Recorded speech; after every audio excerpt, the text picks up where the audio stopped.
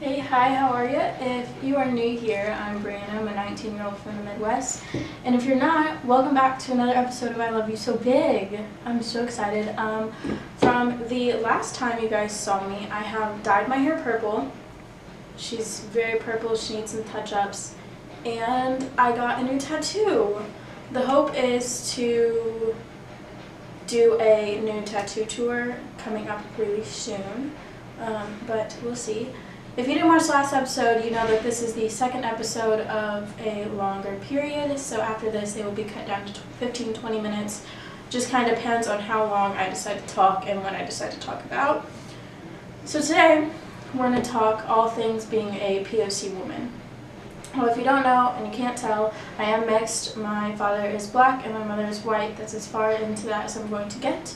But know that I am a POC woman. I may not have my curly hair out often, but I am, I promise. A lot of people on TikTok like to tell me that I'm not, and I find that very hilarious. Also, if you're new here, you would know that we are going to start by answering questions that I asked you guys on my Instagram story, and then we're going to jump into a music section where I recommend you all my favorite songs from some of my favorite playlists that I've made. So this week's playlist is going to be my Black Joy playlist, which features all of my favorite Black and POC artists. And then the questions obviously are going to be centered around being POC. So let's go ahead and jump in because I have lots for us to work with today. And the first question is, I know you went to a predominantly white school, so did you ever feel left out? Short answer, yes, consistently. Long answer, growing up in a predominantly white school, I graduated with a class of about 350, 375, and there was probably only 10 to 12 of us that were POC, maybe a little bit more, give or take 5 or so. But there was very few of us, and none of us really seemed to talk to each other a whole bunch or come together as a group, if that makes sense. So it was often hard to find people who went through the same experiences as you, in a sense, but it also made it to where you almost felt like you were too black to hang out with the white kids, but too white to hang out with black kids, which sucked. And that carried through a big part of my life, especially between school and finding friends and social groups and, you know, doing all that. So yes, I did often feel left out, especially among my peers. I was often one of maybe 1 or 2 black kids in my classes, and that was a little detrimental also. It was always the worst. It was always the worst when you had Black History Month, and then all the teachers talked about the same thing every single time, and they would all turn to the one black student in the class. The one black student in the class, I'm like, what do you guys want from me? What do you want me to tell you? What information do you want me to relay to you right now? So, yes, I did often feel left out. That was no, that was no new feeling to me, feeling left out of groups and all that good stuff. So yes, I did often feel left out.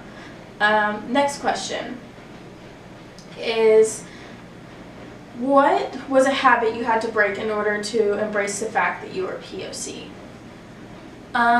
I think a habit that I had to break was not accepting my blackness, if that makes sense at all. So growing up, especially being around people who would often say, oh, you're just a tan white kid, or, you know, is your hair real, you know, is that a perm, you don't look black, you know, all those fun things. I definitely had to break the habit of only seeing myself as a white person, which was not the case, because to most of the world I present black. I get treated like a black woman 90% of the time, you know, all those good things, but it always sucked growing up to hear people ask me those things, and I would in turn, you know, come at myself for feeling the way I did, and I was never really proud to be black like I am now, which was a habit that I had just broke about a year ago, maybe a little over a year ago, about a year and a half ago. So that was one of the habits I had to break when it comes to that. Besides that, I don't really know if there's any other habits I had to break. It was just kind of like accepting myself for something that nobody accepted me for, besides like family and friends. So yeah, there's that. The next question is, what do you personally find offensive that other POC doesn't, and vice versa? So recently, actually, this is a good point. I think yesterday or maybe the day before, I was scrolling on TikTok and there was this black guy who was talking about how he was uncomfortable with how okay the white people on the app were about using songs that had the N-word in it. And even though most of them, I have seen a few that have, most of them weren't saying the word, he said he was uncomfortable with the fact that it was playing in the background. My thoughts on that. I think it is perfectly fine, obviously, to listen to songs because a lot of songs nowadays do have the N-word in them, especially if they're coming from black creators and black musicians.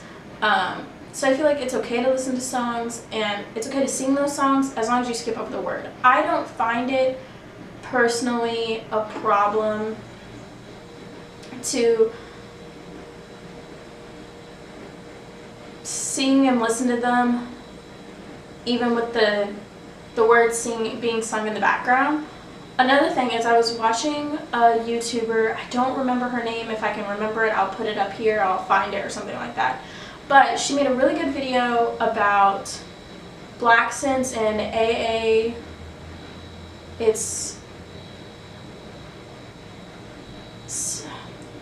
I forget the abbreviation for it, and I'm so sorry. Another thing that I will put up on the screen along with what the abbreviation stands for once I remember it, because my brain has gone flat at the moment.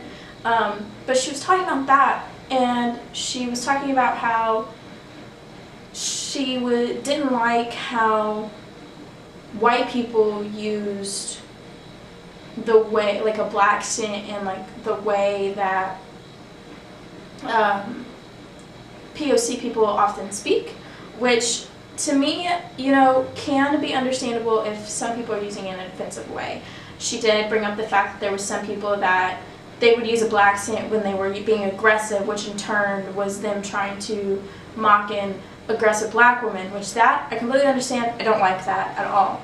But then you have the people who, that's just how they grew up, that's the people they grew up around, you know, that's how the people around them spoke, therefore you pick up on how they spoke. It's kind of like a British accent in a sense. You live in the UK for so long, and that's what you grow up around, and those are the accents that you grow up around. You're obviously gonna pick up on those accents. And yes, it is an accent that you adopted and not something you were born into with a black accent, you know, but it's not one of those things that fully bothers me as long as you're not being offensive about it. You're being offensive about it, I'm going to call you out, and it's going to be a problem. But other than that, it doesn't really bother me. Vice versa, something that does bother me, that a few of my peers and I have actually talked about this, but something that does bother me a lot is people who give out black cards. So, if you don't know what a black card is, it's basically when, which this is what it was always called around me, but it's when your black friend or peer gives you a black card and allows you to say the N-word. That, to me, is not okay at all, and that's how you were causing the problem yourself within your own community. You were giving these people who are not allowed to say the word a card to where they are allowed to, which makes no sense. And just so you know, if your friend ever gives you a black card, that does not go for everyone around you. Your friend may think it's okay, but the other people around you are definitely not going to think it's okay. And if your friend does think it's okay, then that's a problem on its own that needs to be addressed. So, that's the vice versa on that one that I don't feel comfortable with at all whatsoever, 0%. I literally almost got in a fist fight with a dude because of it. Like, junior year, I think. He was like, well, my friend said I could say it, and I was like, well, I'm not your friend, so you cannot say it around me. Don't ever open your mouth again. Moving on from that, the next question is, have you found it difficult to find proper hair products or going to white hairdressers? Yes, 110,000%. Growing up, you know, I grew up with my father his mother, who's also black, and then my mother's mom, who was a white woman. Best woman in the entire world. You cannot argue with me about that. But obviously, you know, my dad didn't really know how to work with my hair just because I have a semi-white texture to my hair. And obviously he didn't know how to do a girl's hair. Besides, he braided it all the time. Love that man for that. He taught me how to braid, and I think that's amazing. And then obviously my grandmother, she would try her best. My mom's mom would try her best to figure out what worked best with my hair and, you know, how to do all that. And then my grandma on my dad's side, I was not around her as much as my other grandmother. So I never really, as a kid, was taught how to manage my hair. I don't really like saying that, but I was never really taught how to manage my hair or how to work with it or how to make it look its best. And I learned how to straighten my hair before I learned how to work with my curls. And I hate that so much. So much. If I could go back in time, I would never get a relaxer ever again. I would not have done it for the first time ever, because it almost made me feel as though pretty is only straight hair, which obviously my hair is straight now, but that's because I did it and I wanted to make sure it all looked right and all that. But it made me grow up feeling like pretty was having straight hair, and pretty was not having curly hair, and pretty was not doing protective styles and, you know, that kind of thing. And when it always came to formal events, my hair was always straightened, and if it wasn't just straightened, it was straightened then curled. So it was never my natural hair in formal events either. So that also pushed me feeling as though straight was pretty. And I hate that. Everything about that. That breaks my heart. I wish that I could take every little black girl and just teach her how to love her hair for what it is, because I think it's absolutely gorgeous. Both my little sisters have the prettiest curly hair, and if I could just teach them to grow up and absolutely love their hair, I would. With everything in me, I would. It makes my heart so happy. If I had the curls they had, I would never complain a day in my life. But then when it comes to white hairdressers, my stepmom did my hair up until I was about 17, turning 18. I may have already been 18 when I went to a different hairdresser for the first time. But she'd always done my hair. And so obviously, you know, my hair always got cut straight, or it always got cut wet. And it was never cut to fit my curls, which is understandable. It's perfectly fine. That's how you cut your kid's hair. That's how you cut your kid's hair. If that's the easiest way to cut it, it's the easiest way to cut it. It's just how it happens. But it was never cut in ways that made my curls more defined or made them look better. And then same thing kind of goes with the hairdresser I go to now. I love her to death. She's a lovely mixed woman, and she's the best thing in the entire world, and she does try to cater towards my curls. But living in the towns that I live in, it makes it hard to find a hairdresser who knows how to properly work with your curls and how to make them look well and cut them how they're meant to be cut. So I've yet to find that proper balance, which kind of sucks, but I understand that it happens, and it's not something everyone knows how to do, which is perfectly fine, because that's just how life goes sometimes. Eventually, I will find a hairdresser that will cut my hair how I want my hair to be cut, which is to accentuate my curls. That'll happen at some point. I don't know when, but it will, and I'm okay with that. Okay, I have 2 more questions, and then we will move into music. So, this question says, what's the biggest struggle you've had to endure being a woman of color?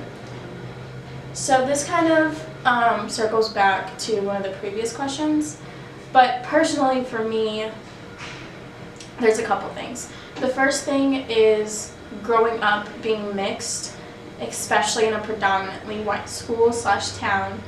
It made it hard to accept the fact that I was black.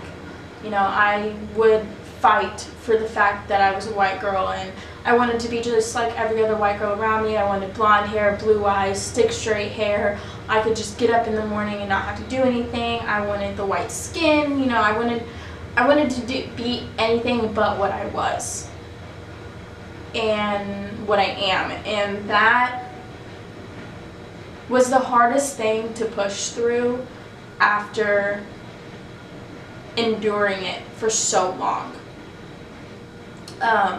Because once you do something for so long, it's what you're used to, and it's what you know. But then I found myself, which I talk about TikTok a lot, but I found myself on TikTok, and it was full of these Black and POC creators that were just so proud to be who they were, and so open about who they were. And that was kind of like a small eye-opening moment for me, because I could be proud for who I was, and I didn't have to think about what other people thought of me, or hear people say, oh, you're just a tan white girl, or this, that, and the third, which I often do get the comments of people saying that I'm not Black, which is a problem on its own. And there's a lot of hate in the POC community for mixed people. Take the Vice President-elect Kamala Harris, for example. I was on Twitter, and of course everybody on Twitter was talking about, oh, it's the first woman VP, and it's the first African American VP, and all these amazing accomplishments that this woman was setting, and how she was setting goals and being such an inspiration to young girls, and being all these firsts and proving to these girls that they could do it too. But then I saw the tweets coming from Black people who were like, that's not a Black woman, we don't accept her, she's mixed, she's not Black, get it straight, she's not Black because she's mixed, all of that. And that comes within our own community, and that is probably one of the saddest things I've ever seen. To put someone down when you know that they go through the same experience as you, sometimes on a milder condition, because obviously the darker your skin tone, the more problems you're going to face. That's just how the world works, and it sucks, and I wish I could take it away and it would not be like that, but that's how the world works. But we experience the same things. We're seen as Black women, we're not seen as a white woman. You don't look at me and say, oh, she's a white woman. No, you look at me and you say, that's a Black woman. And I'm proud to be able to say that I'm a Black woman, but it sucks to hear the hate coming from your own community. I don't really know if I'm making a ton of sense right now, but I'm trying. Another thing that falls into that is, often for me, there was a lot of people who, there's always, oh, you're pretty for a Black girl, or I would date you but you're Black, and all those things. And it's even like you'll date these people and you're like, oh, they're dating me, they can be racist, and then you break up and you find out 2-3 months later they're one of the most racist people you've ever seen in your entire life. Why are you dating me if you're a racist? I'm a Black woman, right? Like, that doesn't make any sense. But growing up especially, it's like people didn't want to take Black women home to their parents. You don't want to bring a Black woman home. And for where I grew up, it was easy for Black guys because all the white girls loved Black guys. So easy for them. You had all these girls flaunting over all these Black guys, which that bothers me some too. But then you had, which obviously where I grew up, it was a lot of white men, and at the time I still liked men, but they never wanted to be with the Black girl. It was never the Black girl. It was always the white girl with the pretty blonde hair and the blue eyes and the porcelain skin, and but it was never the Black girl, never her. And so it made dating life and growing up, having experiences hard, which obviously you have the people who don't care, obviously, but it's just the big majority that do, that really hit at home. They hit home, and it sucks to have to experience that and be so young. Obviously now times are changing and it's getting a little bit better, but yeah, those are some of the biggest struggles I've had being a woman of color in today's times. The final question I have is, what qualities does a candidate need to have for you to feel motivated to vote for them. So for me, there's multiple qualities that a candidate should have that stem in and out of race, especially with today's times, which is perfectly normal. So for me, a candidate let's do this. The perfect candidate in my eyes would come from, lower to upper middle class, not from, daddy, mommy's money or the Upper East Side or high class or anything like that. No, they would know, and even lower class, they would know what it's like to be in that position. Which I'm going to try not to get super into politics in this, but obviously it's going to happen when we're talking about politics. They would come from lower to middle class. That can be lower to upper middle class. It doesn't really matter. And they would know the struggle. To me, in my eyes, it wouldn't have to be a POC candidate. It would be great if it was, because then they would understand the struggle of being a POC and help those communities more. But it doesn't have to be. It would have to be someone with open eyes towards the POC community, no matter the race when it comes to POC. Obviously, POC isn't just black, but no matter the race when it comes to POC, they would be understanding if they have a past where they maybe weren't so understanding when it comes to POC. They would be showing growth when it comes to that, and showing understanding and compassion and, all those fun things. It would also be someone that is a supporter of the LGBT community and would help towards making sure those rights are kept and given to those who don't have them. It would also be someone that is fully, I don't know how to explain this properly into words, but they would be almost concerned about our environment and push towards that, and keeping us safe and the world we live in a better place when it comes to climate change and all those good things. If it was, I don't know, I try to think about this a lot, and I'm not 100% sure. I know those qualities for sure. I'm not so much worried about the economy as I am people's lives. I am way more worried about people's lives than anything. Oh, someone that would make it easier for immigrants to get into the country. I'm not saying, don't take this the wrong way, I am not saying super illegally or anything like that. But what I mean by that is, in case you didn't know, it takes around, I did a whole research thing on this. Let me not put out numbers that I'm not 100% about. Anyways, it's really, really hard to get your citizenship in the US, which we talk a lot about how we don't want people here legally and this, that, and the third, but when that is your only option because you need to escape from somewhere that is very harmful and detrimental to you and your family, that's what you're going to do.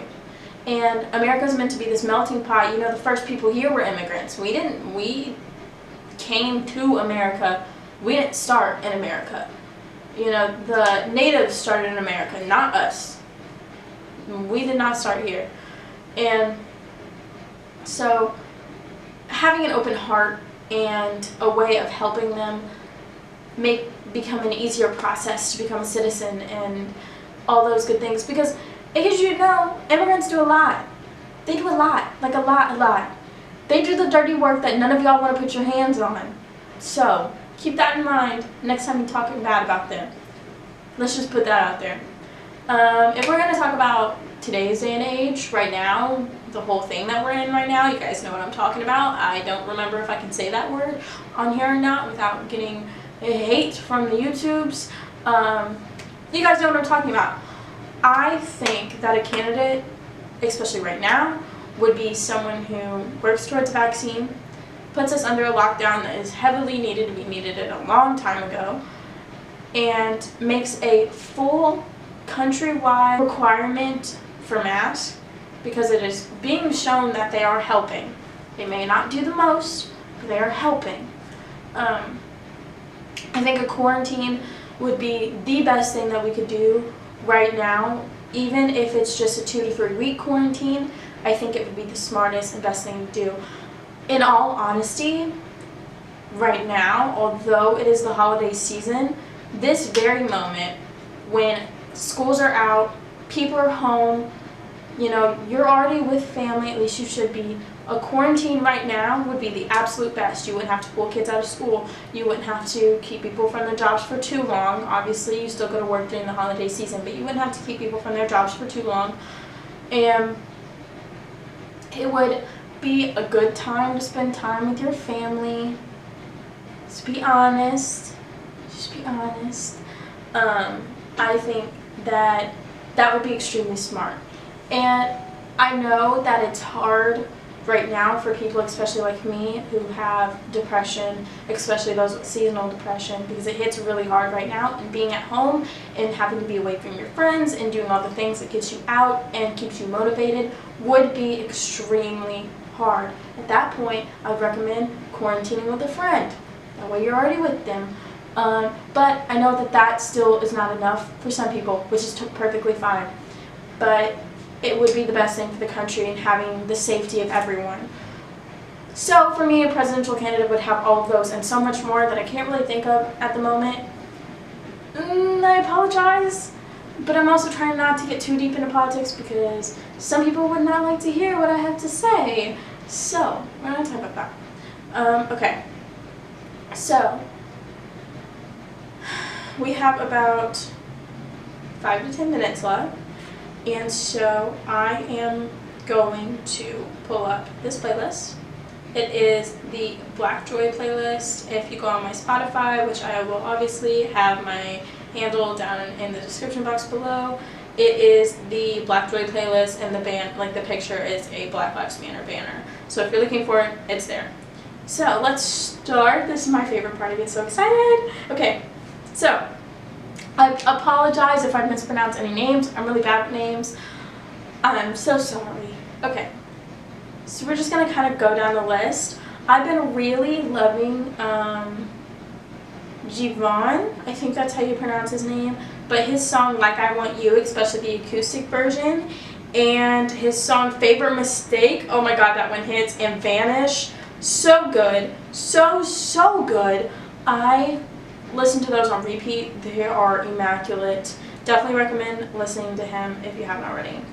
Next is You Got It by Vito. This song was really popular on TikTok for a minute, and then I kind of listened to the whole thing and I kind of vibed to it. So it's on this playlist. It's really good. I haven't listened to any of Vito's other music, but I'm assuming that if this is this good, they should be as good as well. At least I hope. Some people are just one-hit wonders, so you never know. Next is Brent Faiyaz. Listen, I literally have 3 songs in a row by him in this song. If that doesn't tell you anything, and I know that there's more in here, I just would have to scroll to find them. But Trust, F the World, Summer in, I think it's Summer in London, and Clouded. Those 3 are probably my top 3 at the moment. That changes a lot, but those are probably my top 3 at the moment. Next is probably Kehlani's It Was Good Until It Wasn't album, specifically Toxic. I scream Toxic like no other. You catch me screaming in my song or in my car, it's probably to Toxic by Kehlani. Immaculate. Next, I have 3 songs in a row by Semino. Listen, Semino, for all of my Southeast Missouri and Northern Missouri people who sleep on this man, he is from St. Louis. Go listen right now. Missouri bringing out the good people with this one. But his songs Wild Irish Roses, Edgar Allan Poe Up, and Methamphetamine, oh my god, they hit in just the right spot. Just the right spot, especially those days when you're just kind of vibing and you're cruising, you're doing your own thing. So good. So good. I love it. Okay, Next is Ryan Trey. His song Mutual Butterflies. I've been listening to this song for 2-3 years now. Ryan Trey, I don't know how you did it, but you did it, baby. You did it, and I'm very happy that you did. It's so good. I love it. Okay. Next is Cash Page. I don't know if Cash Page is on my Love is Love playlist also, but Cash Page should be, because Cash Page is, from what I read, a lesbian, and she's a black lesbian, and I love it. I love it. Cash Page's song Frank Ocean, and then her, what's it called? Ooh, Love Songs, the bonus to her Parked Cars Convo Parked Cars Convo EP album, whatever it is, so good. Her newer album, Teenage Fever, I haven't added any songs from that yet, but that's a bop too. We love to see it. For all my Illinois people who don't know about this, Coda the Friend, go listen right now. Go run, sprint, go listen to him. So good. Chicago Diner and Alkaline, two of my favorite by Coda. Love it. Next, Amine. I have been listening to his 1.5 album again because he came out with another album recently. And I liked it, but I didn't like it as much as I liked 1.5. But right now, I've been really obsessed with Dr. Whoever, the intro, Immaculate, and Shine. Those two are probably my two favorites off the album. But again, that's another thing that kind of changes. Next is Nicki. Nicki never misses. I don't know how, but she never does. Never, not once have I listened to a Nicki song and didn't like it. Her song Chilly, go listen. Go listen right now. If you haven't, you're missing out. Run, sprint, go listen. I have another Samino song on here called Anita. Love it. I've got some Nayo. If you never listen to Nayo, her vibe is a little different than some of the others on this playlist, but it's really good. I recommend it to people who kind of like, if you like Umi, or you like kind of like a mix between Umi and Kehlani, or I don't know, those are the two off the top of my head. But her song Another Lifetime, scream that one too. Scream it, it's so good. Next we have Tyler the Creator. I put some of him on here, which I know all of us know who he is. I don't even need to explain, but I have Potato Salad on here because I love that song. It's so good. Summer Walker featuring Party Next Door, Just Might. Love it. Summer Walker, so problematic, but a lot of the people on this playlist are. It's a lot of separating the music from the artist. I apologize for that. I also found Dr. Dre, Eminem, and someone else. I Need a Doctor. I remember watching that music video for the first time, and oh my goodness, that was fire! But I found it again recently, and I'm so happy about it, so it immediately went on the playlist. More Brent Faiyaz. We have Gang Over Love, Make Love, Talk to You, all absolutely amazing. Janae Aiko, I think I pronounced that wrong, but it's okay. Featuring some 21 Savage and Summer Walker, Triggered the remix. Trigger the freestyle is also very good, but the remix is very fire. Love that. Bryson Tiller, Inhale. Love it. Ryan Trey featuring Bryson Tiller, Nowhere to Run. So good. So good. I have a couple Her songs on here. Focus specifically. Had to throw some J. Cole in there. You cannot have a Black Loves playlist, Black Joy playlist, anything like that without some J. Cole in it. If you have one and you don't have some J. Cole in it, go fix your life right now. Go fix it. I have She's Mine Part 1 in here specifically. Same thing with SZA. I have Supermodel in here. 070 Shake. If you watch episode 1, you know that 070 Shake is also in my Love is Love playlist. But this song, I laugh when I'm with friends, but I'm sad when I'm alone. Fire. Really long song title, but really good. Little Halima, I think that's how you pronounce it. Hold Me. She did not have to go that hard with this song. She didn't have to do that. She didn't have to do it. She didn't have to, but she did. She did. Ooh, Kevin Abstract, American Boyfriend. So good. Duckworth, Kiss You Right Now. Found that bop on TikTok. Do listen to it on repeat. Immaculate. And some more Devon, Still Your Best. That song makes my head really, really big. But that's all I have for today. I hope you guys enjoyed. If you stayed this long, I really appreciate you. I will see you guys back in episode 3. Make sure to like, comment, subscribe, and share with your friends for more content. And remember that I love you so big. Alright, have a great day, guys. Bye.